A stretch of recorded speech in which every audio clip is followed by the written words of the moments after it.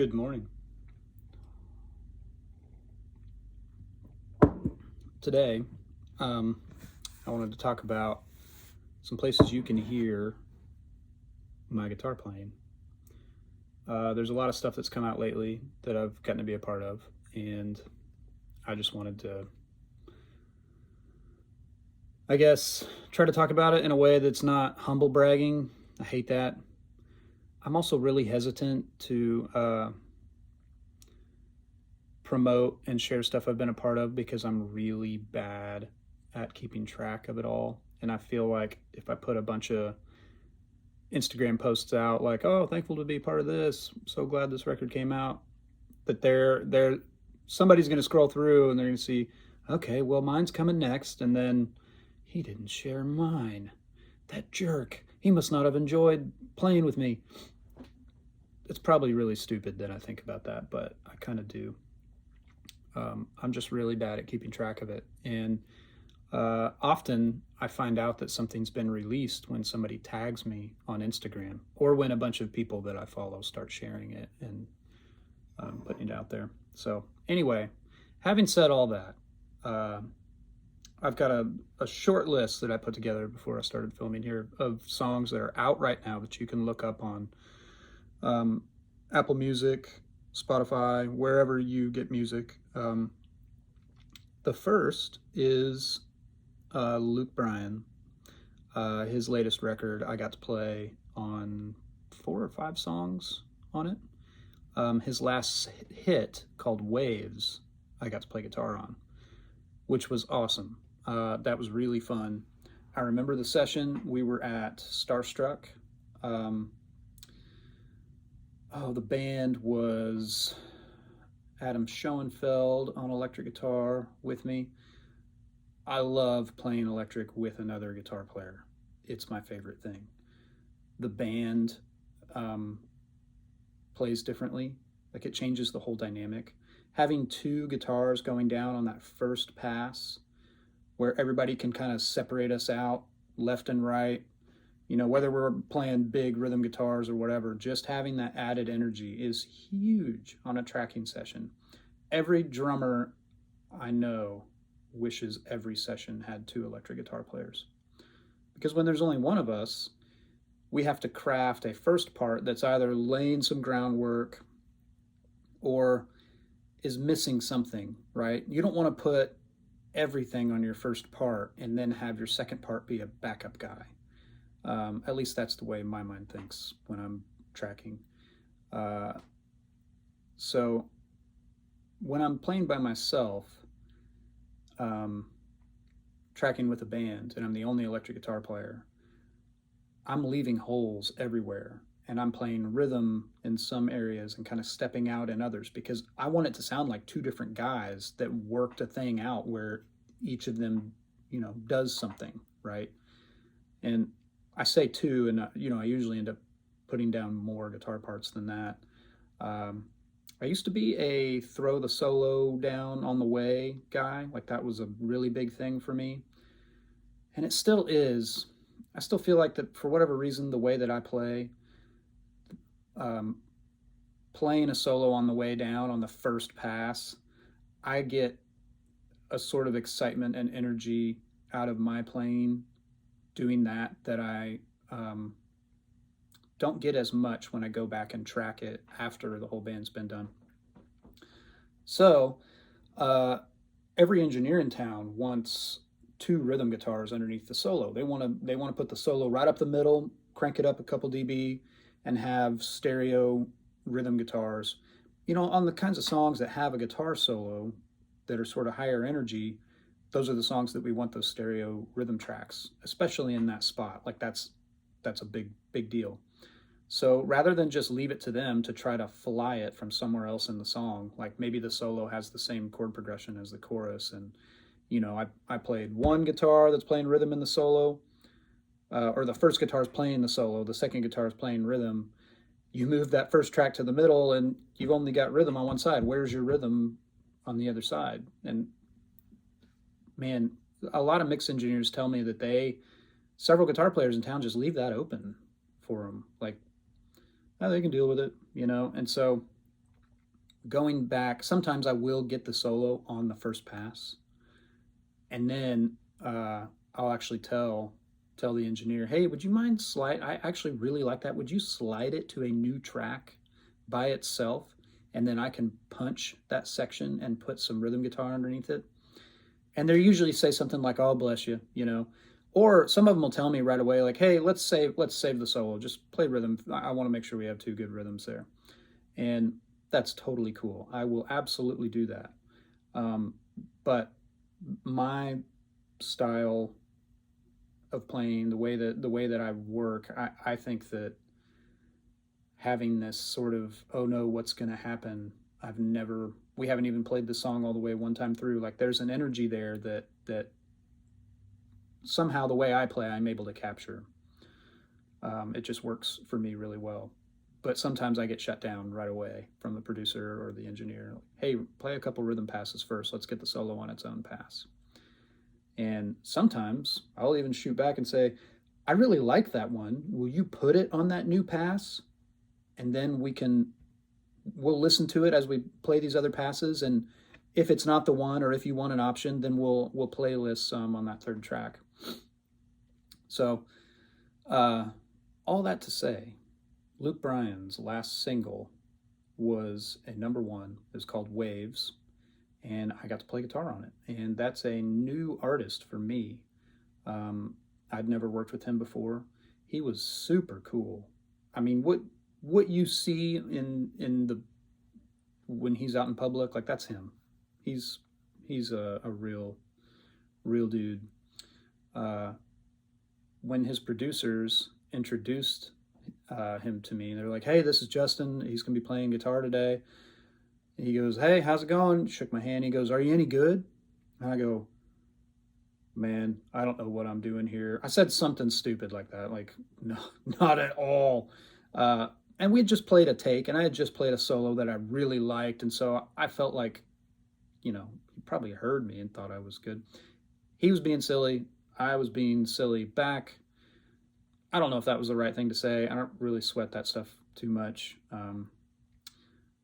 Next time they put a band together, he might be like, that guy told me he sucks. Don't call him. I I don't know. Sometimes I speak before I think. So anyway, you can check that song out. There's another one out on the record called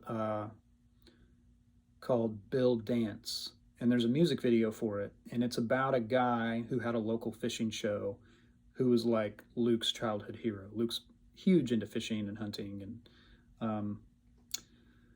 he used to watch Bill Dance as a kid all the time, so he wrote a song about him, and it's really good, and I got to play guitar on that one too. That was on the session we did. So those are out. You can check those out, and I'll put a list in the description for this as well. The next one I wanted to talk about is this girl named Cassie Ashton. I've been playing on Cassie's stuff since 2016, 2017, something like that. She is so good. It's ridiculous. I mean, not even just her singing. Her singing, like, any take that she sings in the studio could be the final take. All the emotion, all the inflection, technically it's perfect. Pitch, it's perfect. Just the artistry, the delivery, it's all there. She goes way beyond that. She makes her own costumes or outfits and costumes for Halloween or whatever. She is way into designing her set. We did a Christmas song with her a couple years ago. That's out as well. And that's not the song I want to talk about, but I'll put that one in the description too. She decorated the entire studio herself. Brought Christmas trees, brought ornaments, brought lights. Also, we could track one song in 3 hours. And she spent probably as much, if not more time, making sure the vibe was right. And that's what she does. At the beginning of every session, she kind of tells us her vision, and she always has some great creative vision, and it is an absolute joy to play with her every time. And so the song that I wanted to mention that just came out is called Heavyweight. And again, when you listen to the vocal track, just know that every single take she sang in there while we were tracking, and those were just like scratch vocals. That final track, vocal track in the mix that you'll hear when you look it up, it could have been any one of those. I'm sure they did go back in, but actually I'm not sure. They might not have. But man, the mix on that song is awesome. Everything just hits so hard. There's 2 guitar passes, and I took the solo on the way by, and you'll hear that pass slide right up the middle at the solo time. And it just had a vibe, and we left it, and it's super cool. But it's not that kind of classic song with like stereo rhythm guitars. Like the 2 guitars are doing totally different things. One of them's my baritone. I have an amazing Danelectro baritone. I don't even know what it is. It looks like a 63 reissue, but it also looks like it's been dressed up and has had some things done to it.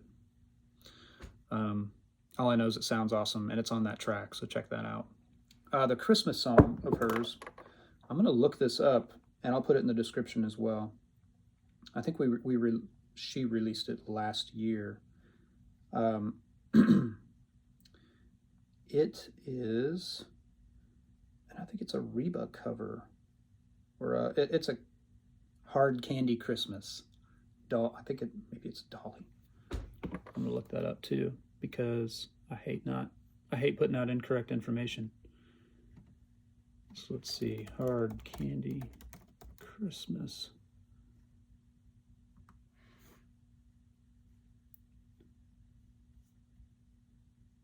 Yeah, Dolly Parton cut it.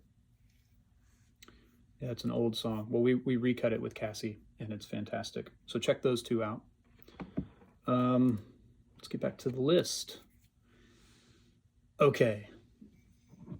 I know I just gushed about Kassi being an amazing singer. I'm going to do the exact same thing about this next guy. His name's Nate Smith.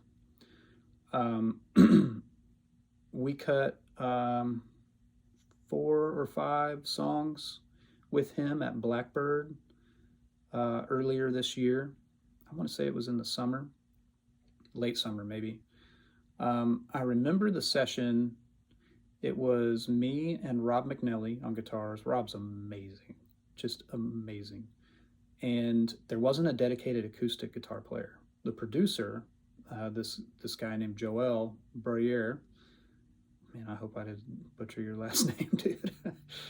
He's awesome. He said, hey, we want you both to play electric, but if you wouldn't mind, each of you bring an acoustic too. And if you hear an acoustic part, hop in the acoustic booth and play. I've never done that before. I've never, take that back. I think I have done that very, very rarely, where you hire 2 electric guys and have them each just bring an acoustic so that they can play something on the acoustic when they hear it. Anyway, Nate released a song called Raised Up. And again, he's one of these singers, any one of his scratch takes in the studio could have been the one. We were all freaking out every take, just like with Kassi. I mean, we're like, wow, all right, these guys showed up to sing. And really, that elevates the band's performance every time. Like Kassi gets a different vibe out of us because of the way that she brings it from the beginning. So does Nate, same thing. So this song, Raised Up, is really good. It's a very, I don't want to say it's a sparse track, but it kind of is. It starts off with piano. I don't even think you hear any of my guitars until verse 2. I've got this muted thing. And then I played a slide solo on that one, and that was really fun. He's going to be releasing a lot more stuff. You're going to hear a lot from him, a lot more about him and from him. He's really great. Okay, moving right along. This came out today, and I haven't listened to it yet. This is Lori McKenna's Christmas record. We cut this in August or September, I think. And it was so good. It's not your typical Christmas record. Most artists, when they make a Christmas record, they put out a collection of like their interpretation of standard Christmas songs. Well, she wrote a bunch of Christmas songs that are Christmas songs in different ways. They either are set at Christmas time or have something to do with what Christmas makes you think about, what Christmas makes you feel. It's so good. There is one cover song, and we covered Wonderful Christmas Time by Paul McCartney. I remember the leader of this session showing up with a number chart for Wonderful Christmas Time by Paul McCartney, thinking, this is what we're going to do. We're going to start here. I don't remember how many verses there are in that song. There's like 7 or 8 of them. And his chart, he had like 3 DSs, repeats everywhere. I mean, he fit it all on one side of one page. And it was amazing. I mean, we were cracking up. Like this chart, this should be a union test. Like if you can follow this chart, then while playing, then you're in. Thankfully, that's not the test. I don't know that I would have passed on the first try. It was crazy. So check that out. I can't wait to check it out. She is so good. She's such a great writer, such a great artist. All her records are cool.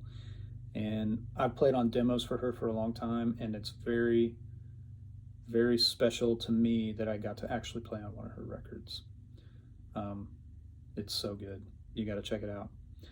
And the last one that I put on this list, and it's far from being the last thing that I've done lately, and I apologize if I left you off. There's so much more, and I'll keep doing this too. This will be a new series on the channel.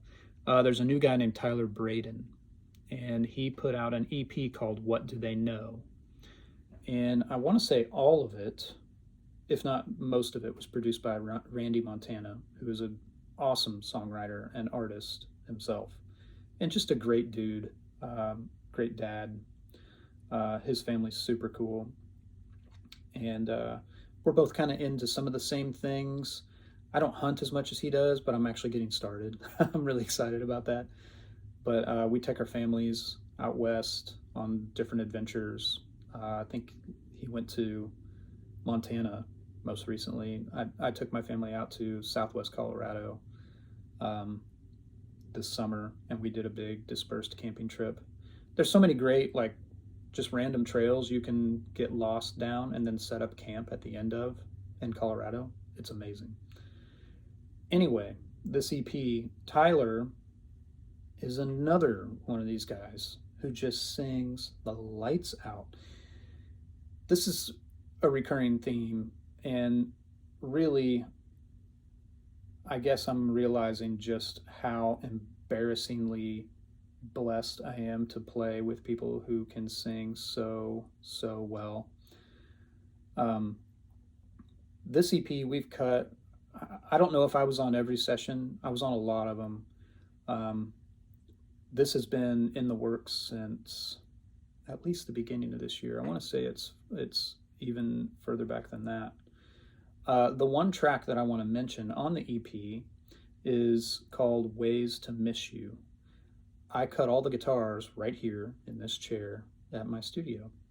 They sent me the track, had me overdub, and I listened to it, and it sounds like they used all my stuff.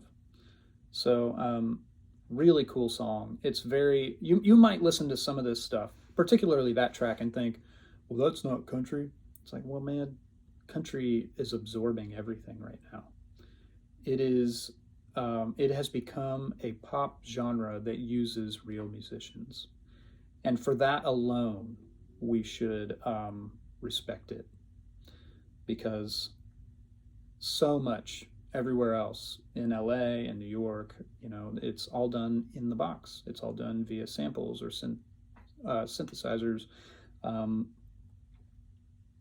synthetic instruments. You know, like there are programs that will sound like an acoustic guitar player strumming. And the thing about those things is about those programs is they really help somebody who is like a keyboard player build a track and have a somewhat good sounding acoustic pass in it that kind of sounds like a person.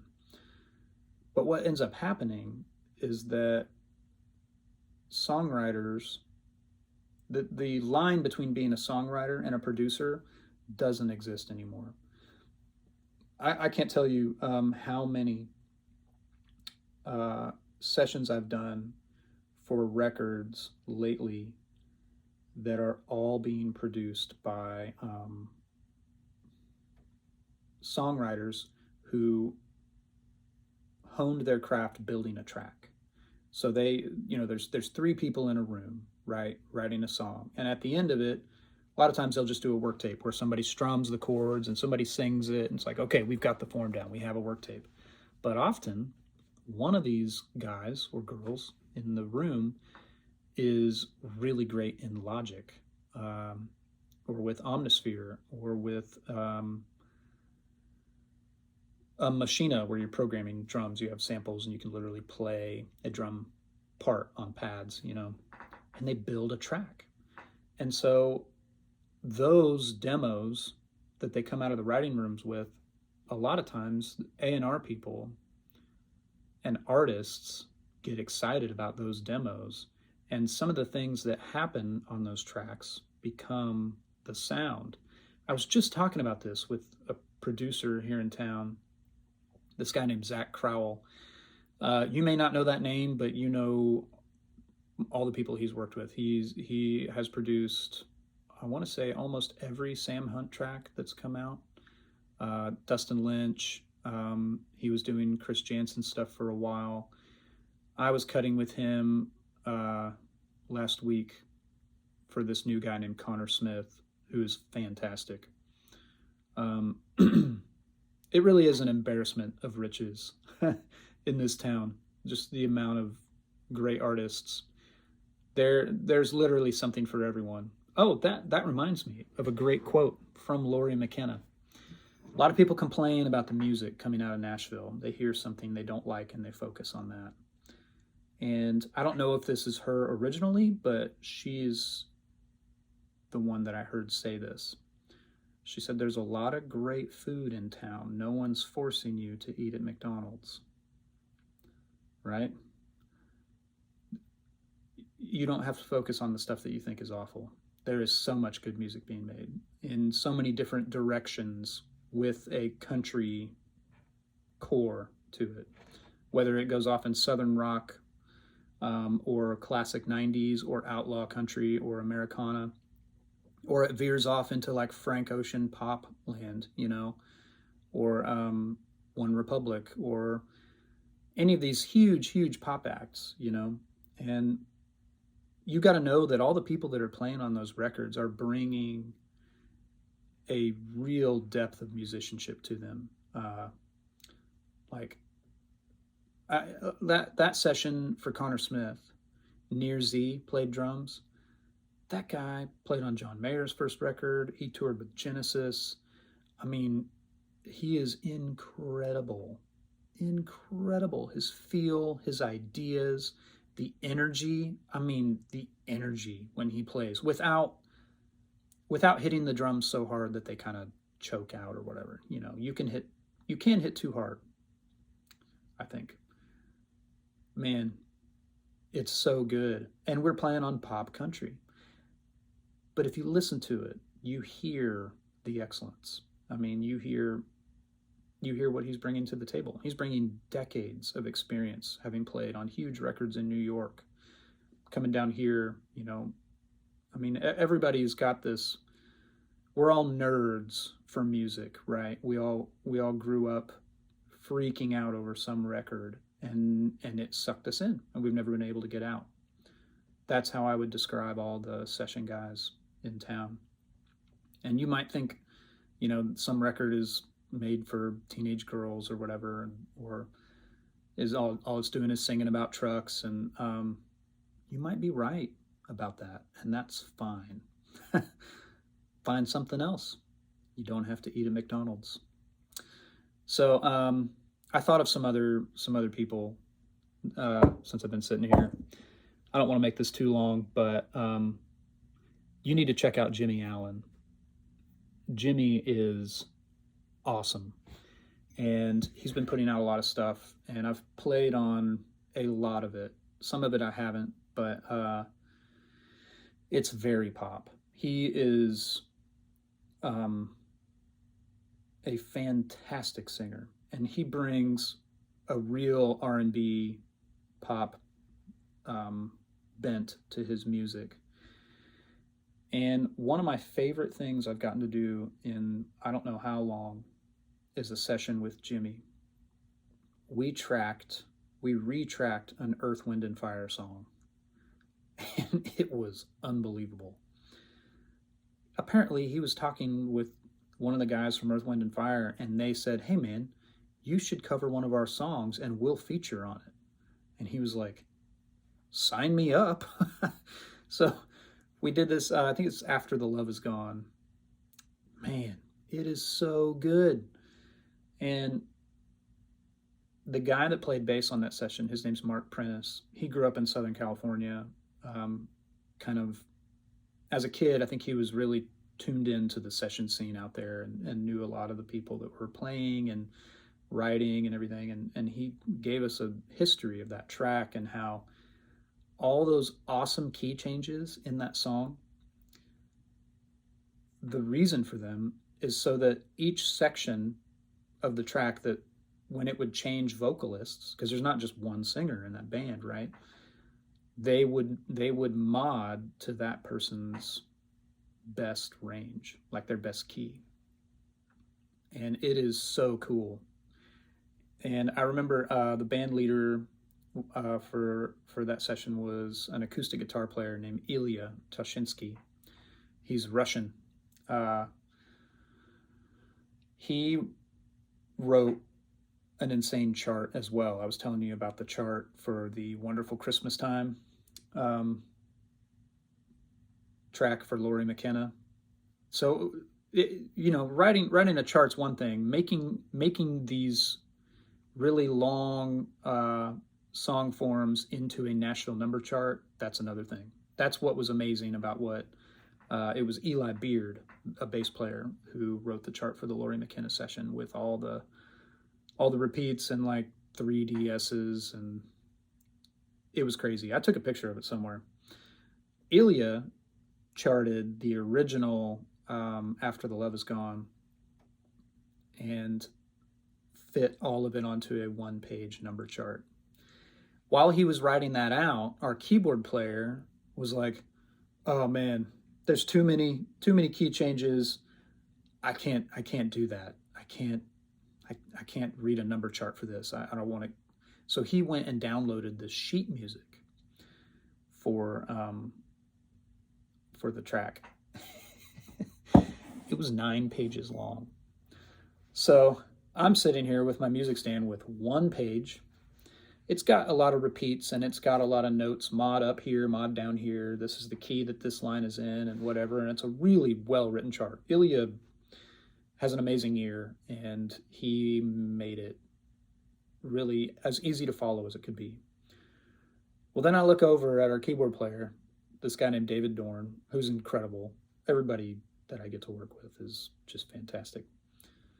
He has 2 music stands and his big Nord keyboard, and he has a total of 9 pages in 2 rows, all spread out. And I was looking at him, I was like, is that really easier than this one page? Really?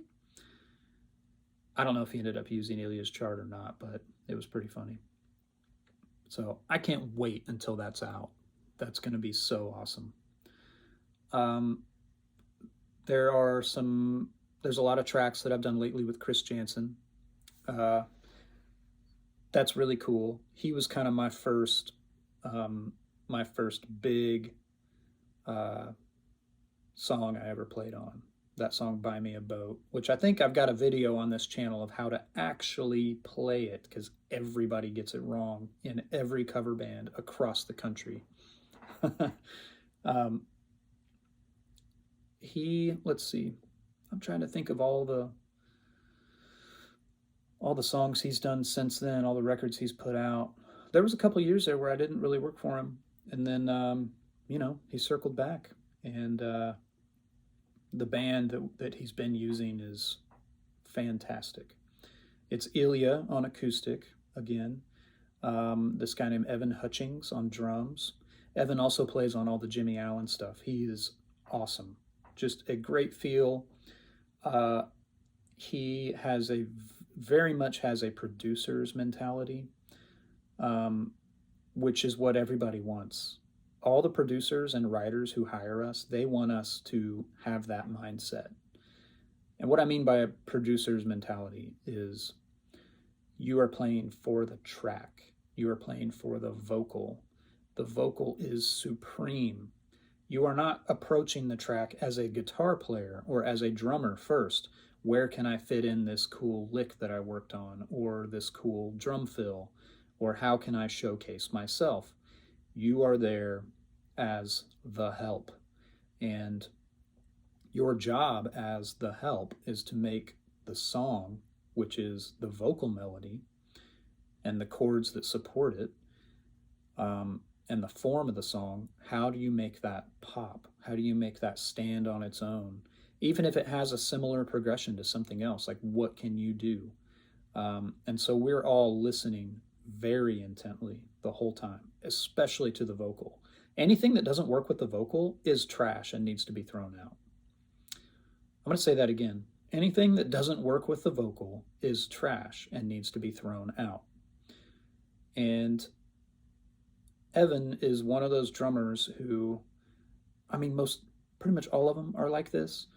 He's just real quick to say, oh, I don't know if that works with the vocal. Like, he's constantly listening to the vocal, and you hear it in his drumming. And that's what makes these songs come to life. So he's on the new Chris Janson stuff that isn't released yet. It's Ilya, Evan, Jimmy Lee Sloas is playing bass on a lot of it. Tony Lucido is playing bass on a lot of it. Those are like two of the main guys that are playing bass on almost everything. Steve Henson is playing pedal steel on it, and man, he's so good. He's like a fixture of the Nashville session scene and the Grand Ole Opry. He's been playing on the Opry forever. Anyway, that's a really big list, and I know there's a lot more, but I think I'm going to leave it at that. So go check all that stuff out. There's going to be a list in the description, and hit me with any questions about any of the tracks that you hear. A lot of those tracks, like on Waves, there's a guitar solo. I'm not sure that it's me. I need to listen to it again. I think that's Adam, the other guy, and he's freaking awesome. He is like just rock and roll madness. I mean, if you want a guitar solo to punch you in the mouth, he's your guy. It's so good. Anyway, that's all I got. See ya.